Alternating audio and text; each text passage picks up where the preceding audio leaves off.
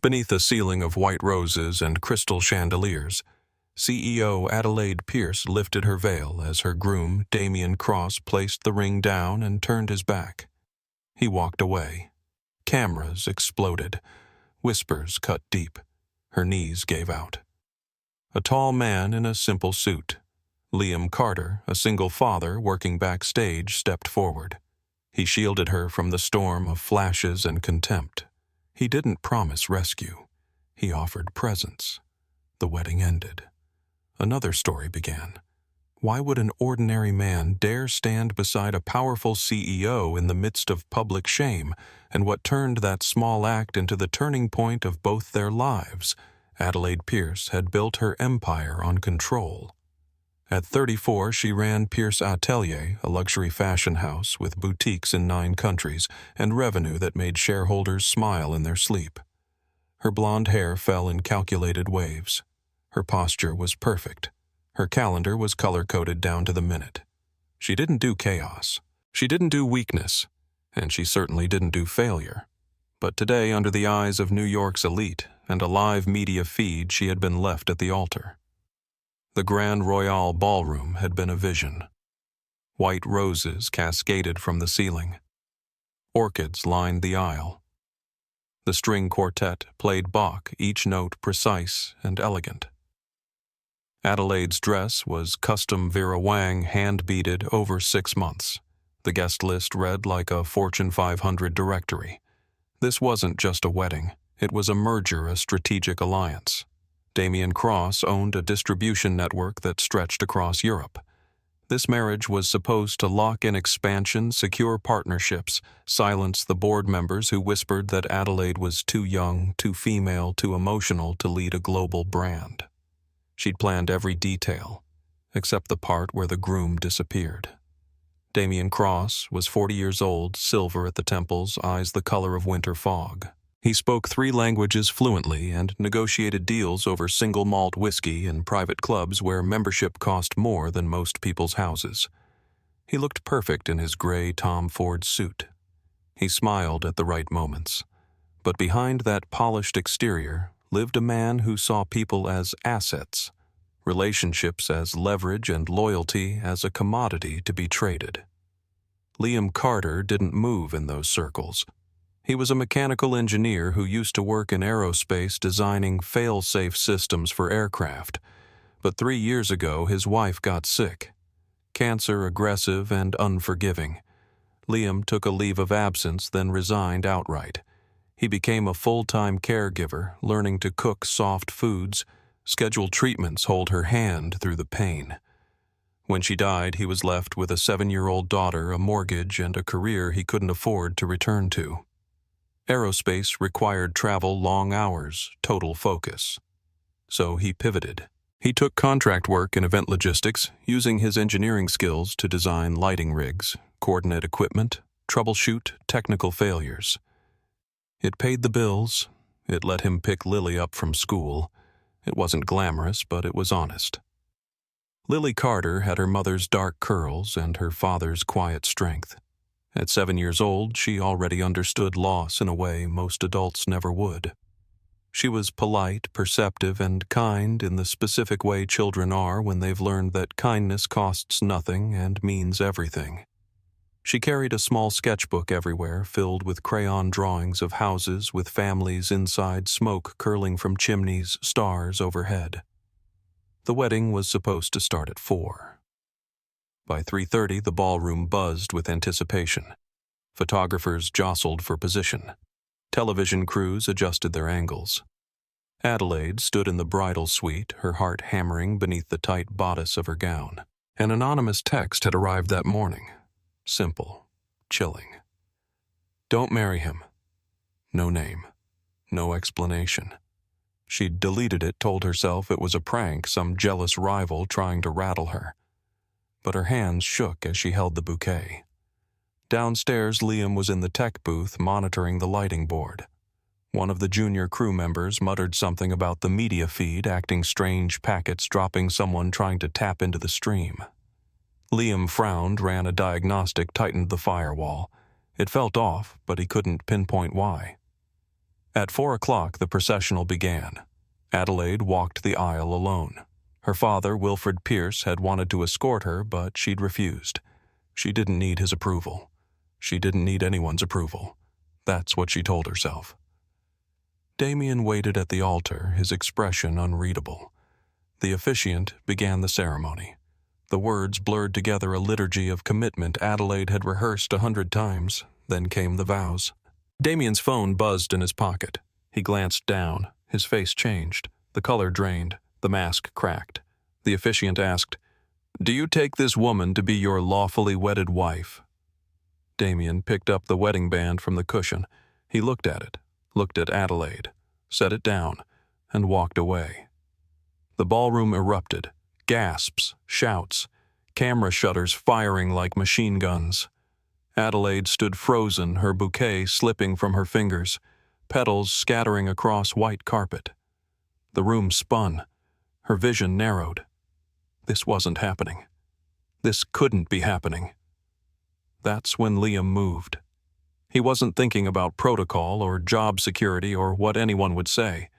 He saw a person in pain, exposed and vulnerable, and every instinct he had screamed that it was wrong.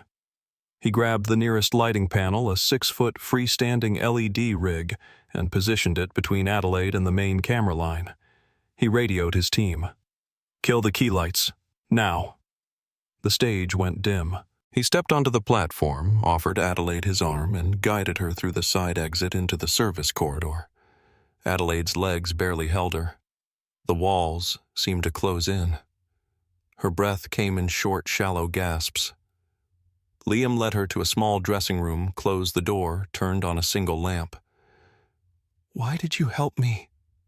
Her voice was raw, barely a whisper. Liam met her eyes. "Because nobody deserves to be humiliated like that."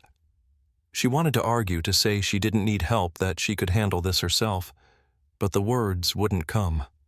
She just nodded once, a silent acknowledgement that in this moment she was grateful not to be alone. Outside, the chaos spread like wildfire. Guests flooded into the lobby demanding answers. The media scrambled for statements. By the time Adelaide's assistant Alexandra found her, the hashtag had already gone viral. Runaway groom, abandoned bride, CEO left at altar. The stock market hadn't closed yet, but Pierce Atelier's share price was already dropping. The storm didn't stop. It grew. By midnight, every major news outlet had picked up the story. Talk shows booked segments. Financial analysts questioned Adelaide's judgment. How could a woman who couldn't manage her own wedding be trusted to run a billion-dollar company? The board of directors called an emergency meeting. Partners in Europe sent terse emails demanding explanations. Damian Cross issued no comment, which somehow made it worse. Silence became suspicion. Suspicion became scandal. Adelaide didn't eat, didn't sleep.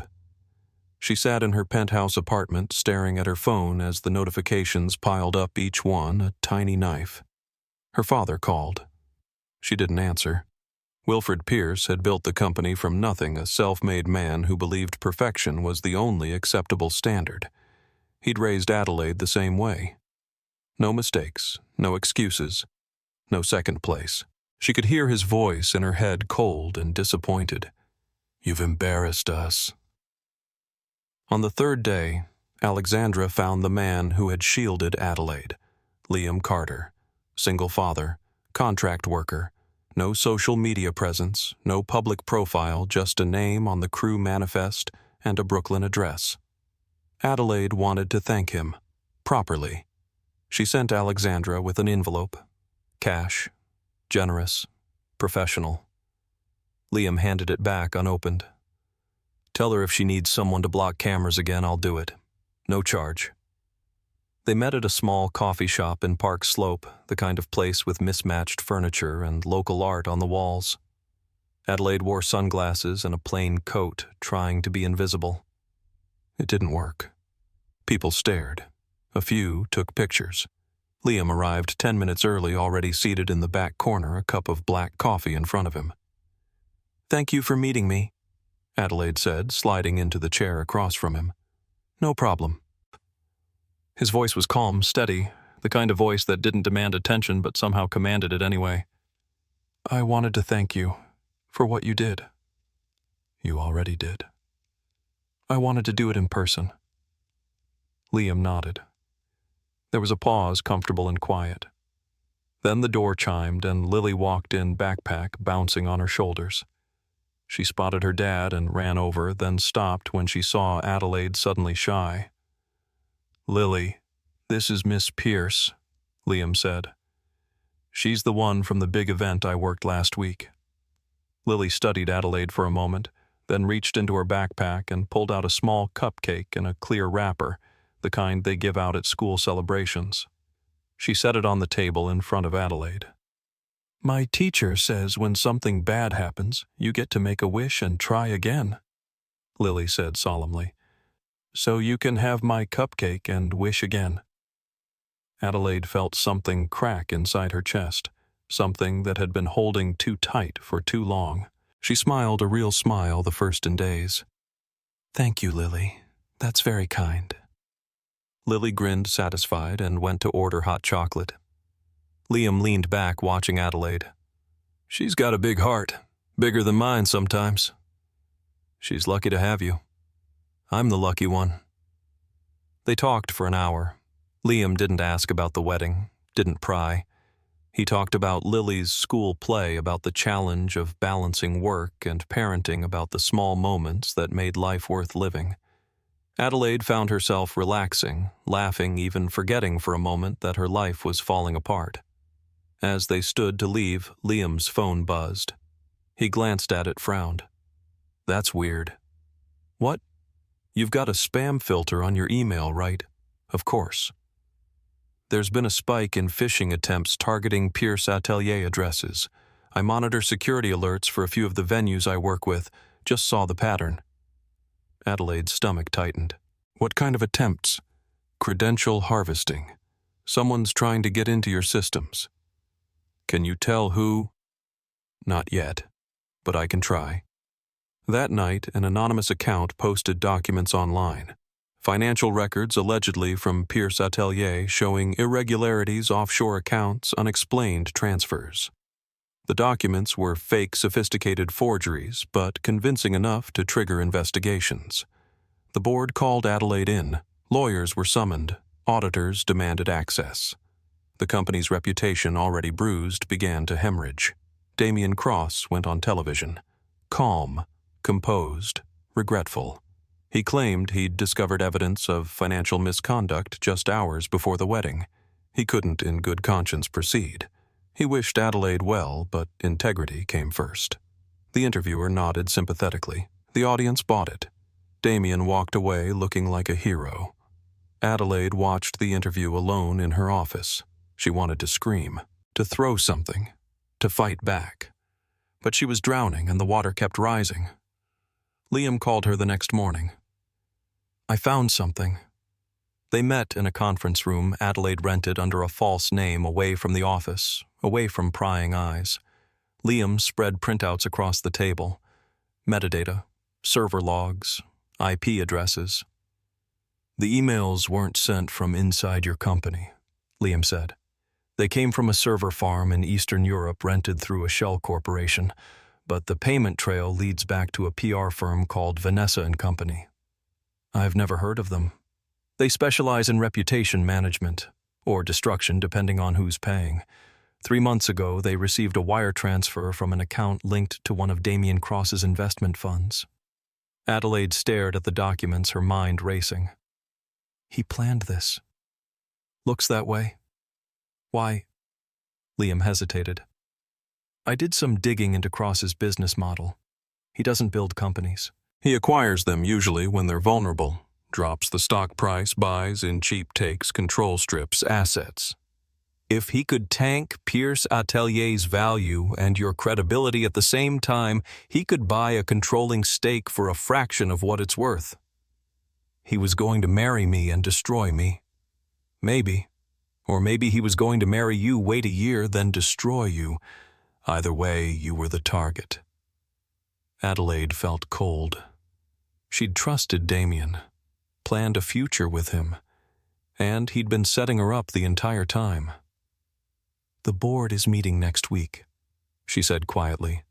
"They're going to suspend me, pending investigation. Then we need to move fast." Liam looked at her. "You need someone who knows systems who can trace this back to the source. I can do that, if you want." Adelaide wanted to say no. She didn't need help. She didn't need anyone. But that wasn't true anymore. She nodded. "Okay." They worked through the night. Liam set up a secure workstation, pulled in favors from old colleagues, traced financial flows through layers of shell companies and offshore accounts. Adelaide provided internal records access logs correspondence. Slowly, the picture emerged. Damian hadn't acted alone. He'd cultivated allies inside Pierce Atelier, people who fed him information, who sabotaged deals, who whispered doubts to the board. It was a long game, patient and ruthless. Adelaide worked until she couldn't see straight. Sometime after midnight, she fell asleep at the table, her head on her folded arms. Liam draped his suit jacket over her shoulders, set a glass of water beside her, and kept working. When she woke at dawn, the jacket was still warm. "Thank you," she said softly. Liam didn't look up from his screen. "We're not done yet." But they were close, and for the first time in weeks, Adelaide felt something other than despair. She felt hope. Then Damian made his next move. A reporter published an exposé about Liam's past. A lab accident years ago when Liam was still in aerospace, a test rig that failed a fire that damaged equipment and injured a colleague. The article implied negligence, carelessness, a man who couldn't be trusted with responsibility. It was a distortion of the truth. The accident had been caused by a software glitch, a vendor's error, something entirely beyond Liam's control. Investigators had cleared him completely. But the headline didn't mention that. The headline said, "Mystery Man in CEO Scandal has troubling history." The board issued an ultimatum: sever ties with Liam Carter or face immediate suspension. Adelaide stood in her office, the ultimatum letter in her hand, her heart pounding. She could fight this. She could refuse. But the company was already bleeding. If she pushed back now, she might lose everything. Liam made the choice for her. He showed up at her office before she could call him, a small USB drive in his hand. "I'm stepping back," he said. "I won't let them use me to hurt you." "Liam, no, you didn't do anything wrong." "Doesn't matter. They'll twist it until it does." He set the USB on her desk. "Everything we found is on here. The money trails, the server logs, the timelines. It's enough. You don't need me to finish this." "What if I want you to stay?" He smiled, sad and tired. "Then I'd say you're too kind for your own good." He left. Adelaide stared at the USB drive, her hands shaking. She wanted to run after him to tell him she was sorry, that she should have protected him the way he'd protected her.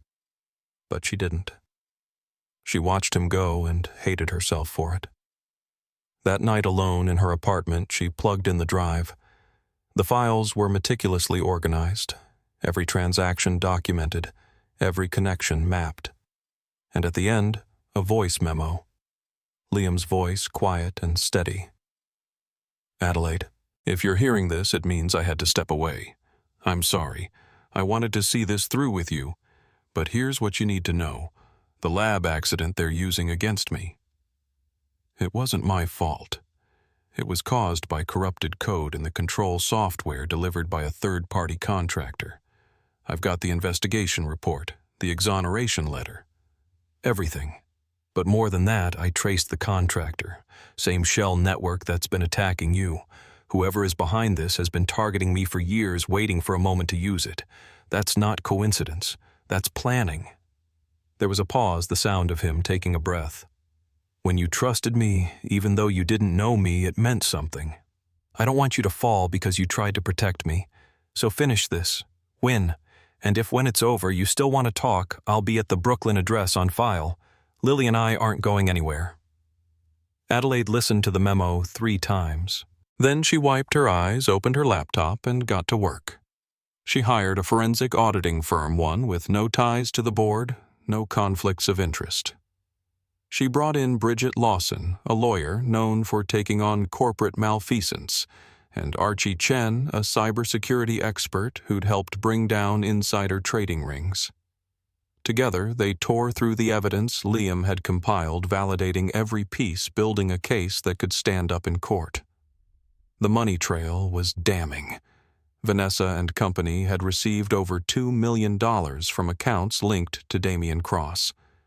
That money had paid for bot networks, fabricated documents, and a targeted media campaign designed to destroy Adelaide's credibility. The shell companies connected back to holding firms Damian controlled.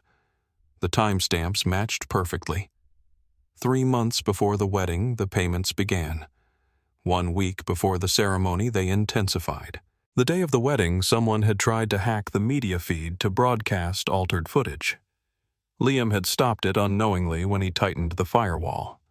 The annual shareholder meeting was scheduled for the following Tuesday. Adelaide requested a special session, open forum, full transparency. The board resisted, but the shareholders demanded it. Too much chaos, too many questions. They wanted answers. Damian announced he would attend. He'd prepared a rescue package, a proposal to inject capital into Pierce Atelier in exchange for a controlling interest. The board was ready to listen. Adelaide's suspension was set to begin the day after the meeting. Everything was falling into place for Damian. The meeting took place in the main conference hall, a sleek auditorium with tiered seating and a glass wall overlooking the Manhattan skyline. Shareholders filled the room. Media packed the back rows. The board sat at the front table, stern and uneasy. Damian Cross stood at the podium, confident and composed. He spoke about stability, about leadership, about difficult decisions. He presented his proposal with charts and projections, a lifeline for a sinking ship. The room listened. Some nodded. It sounded reasonable. It sounded like salvation. Then Adelaide took the floor. She'd dressed simply. A black suit, no jewelry, her hair pulled back. She looked tired. She looked human. She looked real. "Thank you for being here," she began. "I know the last few weeks have been difficult. For the company, for our partners, for all of you who trusted me to lead. I owe you the truth." She pulled up the first slide, a flowchart. Money moving from account to account, shell companies to PR firms to bot networks. 3 months ago, someone began a campaign to destroy this company's reputation and my credibility. They used fake documents, fabricated stories, and coordinated media attacks. They didn't do it because we failed. They did it because we were succeeding. She pulled up the next slide. Damian's name, his investment funds, the dates, the amounts. Damian Cross paid over $2 million to a firm specializing in reputation destruction. He orchestrated the media leaks. He planted the false financial records. He used the wedding as a stage to humiliate me publicly, to weaken the company's stock price, to position himself as a savior so he could buy control at a fraction of its value. The room erupted. Damian stood, his face flushed. "This is absurd. A desperate attempt to shift blame." Adelaide didn't flinch. "The evidence is here. Forensic audits, server logs, wire transfers, all verified by independent experts. If you don't believe me, ask the authorities." The back doors opened. 2 federal agents stepped inside. Behind them, a figure in a charcoal suit. Liam Carter. He walked to the front of the room carrying a briefcase. He handed it to Bridget Lawson, the lawyer, who passed it to the board. Inside were certified documents, affidavits, digital forensics reports. Everything that had taken weeks to compile, organized and airtight. "I'm Liam Carter," he said simply. "I helped Ms. Pierce investigate these attacks because I've been a target of the same network. Years ago, someone corrupted software I was using, caused an accident, and sat on the evidence. That same network has been used to attack Pierce Atelier. The connections are undeniable." One of the federal agents stepped forward. "Mr. Cross, we have a warrant for your arrest on charges of fraud, corporate espionage, and conspiracy." Damian's composure shattered. He started to argue to protest, but his lawyers pulled him back, whispering urgently. The room watched in stunned silence as he was escorted out. Adelaide stood at the podium, her hands shaking, her heart pounding. It was over. The truth was out. She'd won. But the cost had been brutal. The weeks that followed were a blur. Pierce Atelier's stock rebounded. Partners renewed their contracts. The board issued a public apology to Adelaide and reinstated her fully. Damian Cross faced trial, and the evidence was overwhelming. His assets were frozen, his reputation destroyed. Adelaide held a press conference. She didn't shy away from the questions. She didn't pretend to be perfect. "I made mistakes," she said. "I trusted the wrong person. I prioritized strategy over instinct. But I also learned something. Integrity isn't about being flawless. It's about doing the right thing when everything is falling apart." She announced the creation of the Second Chance Fund, an initiative to support individuals who'd been publicly attacked or falsely accused, providing legal resources and mental health support. It was personal. It was necessary. Internally, she overhauled security protocols, brought in new leadership for IT, and restored relationships with vendors who'd been scared off by the scandal. Slowly, carefully, the company healed. But there was one relationship Adelaide hadn't repaired. The one that mattered most. She found Liam's address in Brooklyn, a modest apartment building with a small courtyard. She climbed the stairs, her heart in her throat, and knocked. Lily opened the door, eyes wide. "Miss Adelaide?" "Hi, Lily. Is your dad home?" Lily nodded and ran inside, calling, "Dad, the cupcake lady is here." Liam appeared a moment later, wiping his hands on a dish towel. He looked surprised, wary. "Adelaide? Can I come in?" He hesitated, then stepped aside. The apartment was small but warm. Books on the shelves, Lily's drawings on the fridge, a life built from love and care. Adelaide sat on the couch, her hands folded. "I'm sorry. I should have protected you. I should have stood up for you when they tried to force me to cut ties. I didn't, and that was wrong." Liam sat across from her. "You were trying to save your company." "That's not an excuse. You put yourself at risk for me, and I didn't do the same for you. I'm sorry." There was a long silence. Then Liam smiled, just a little. "Apology accepted." Lily poked her head around the corner. "Are you staying for pancakes?" Adelaide laughed, the tension breaking. "If that's okay." "It's okay," Liam said quietly. They ate pancakes at a small kitchen table. Lily told stories about school. Liam teased her gently. Adelaide realized she couldn't remember the last time she'd felt this at ease, this safe. Before she left, Liam walked her to the door. "I have a proposition," Adelaide said. "We need a director of technical security. Part-time, flexible schedule, good pay, interested." "You're serious?" "I trust you, and trust is worth more than anything." Liam considered. "Part-time. I still need to be there for Lily." "Absolutely." He held out his hand. She shook it. Over the following months, Liam became an integral part of Pierce Atelier's recovery. He rebuilt their security infrastructure, trained the staff, and quietly became someone Adelaide relied on, not just for work, for everything. They had dinners together, the three of them, simple meals in Lily's favorite diner or Adelaide's apartment. Lily taught Adelaide how to draw stars. Liam taught her how to fix a leaky faucet.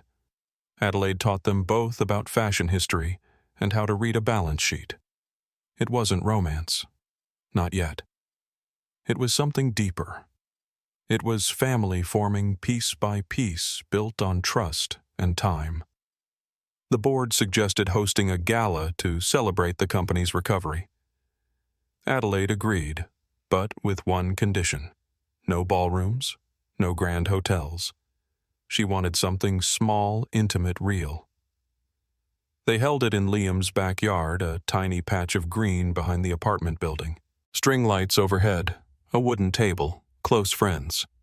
Lily's 8th birthday happened to fall on the same weekend, so they combined the events.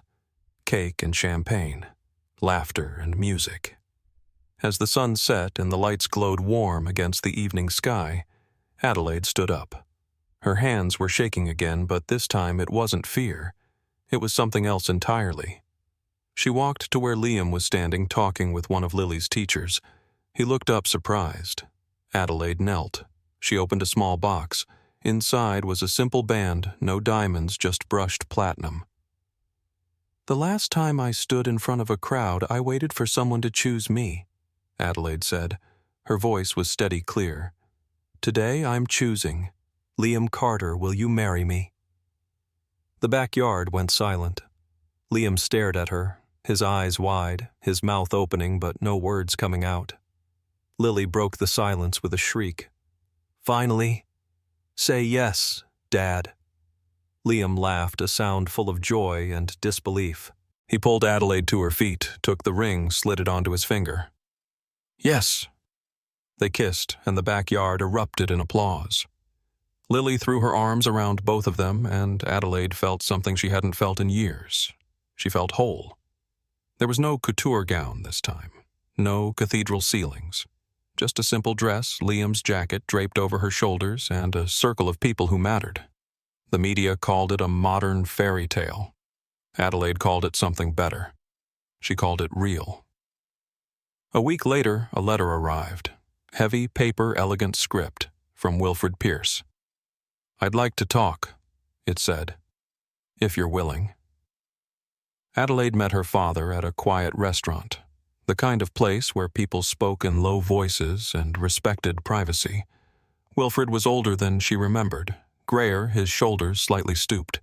He looked at her with something she'd never seen before, regret. "I pushed you too hard," he said. "I wanted you to be perfect because I thought that's what it took to survive. But I was wrong. Perfection isn't strength, it's fear." Adelaide didn't know what to say.